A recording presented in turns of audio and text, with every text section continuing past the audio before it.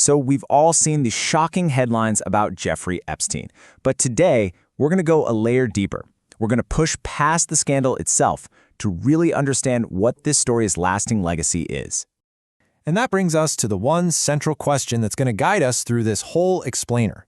Beyond this one man and his horrific crimes, what is the actual legacy? What does a story like this really tell us about the world we live in? All right, first up, we have to look beyond the scandal. It's really easy to get caught up in the salacious, awful details, but if we want to understand the historical impact, we've got to dig deeper. And that's because this is so much more than just a true crime chronicle. It's really a case study. It forces us to ask some really uncomfortable questions, like, how was this even possible for so long? And why does it all still matter so much today? This takes us right to the heart of his entire operation, this incredibly sophisticated web of influence. So let's break down exactly how he built this power, and maybe more importantly, how he maintained it for decades. And when you really look at it, his whole power structure boils down to a surprisingly straightforward framework, a three-pronged strategy, where each part reinforced the others.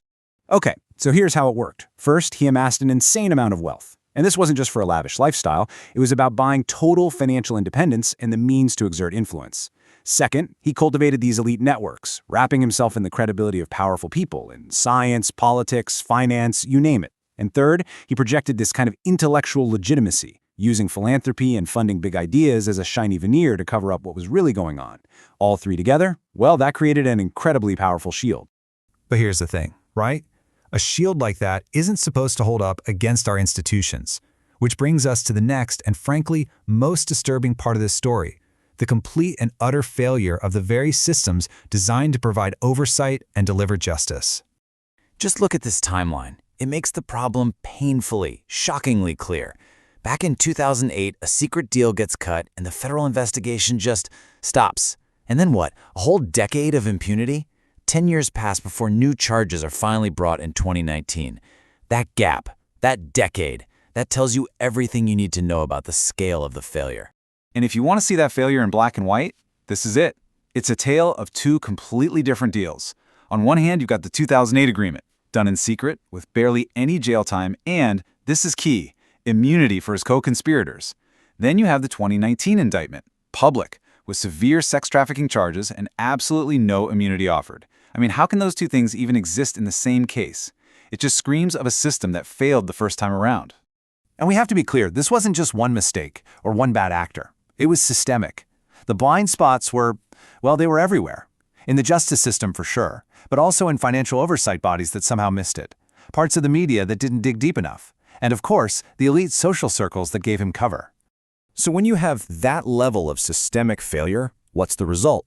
Well, it leads us right here to a whole host of lingering, unanswered questions, and the fact that so much is still unresolved has cast this long shadow of public distrust, and let's be honest, it's become a breeding ground for conspiracy. This is probably the biggest one, right? The question that still hangs over everything. We know some of the key players, but who were all the other enablers? Who helped him? Or who just looked the other way? And from there, the next logical question is, just how big was this thing? What was the full, true extent of the network? We still don't have a clear answer, and that uncertainty is, well, it's deeply unsettling for a lot of people.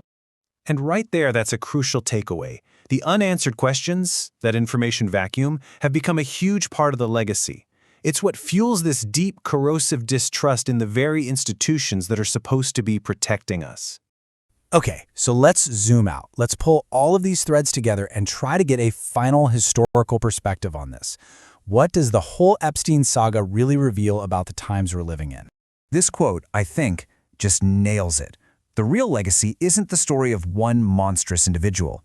It's the reflection we're forced to see in the mirror, a reflection of a system where enough wealth, power, and secrecy can literally challenge the basic foundations of justice.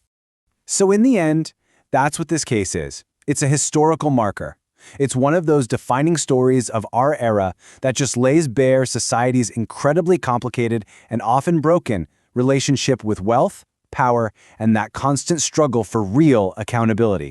And that leaves us with one final, vital question to chew on. It's not just about what happened back then, but what's happening now. What specific weaknesses in our society did this whole story expose? And maybe the most important question of all this time later, have we actually fixed any of them?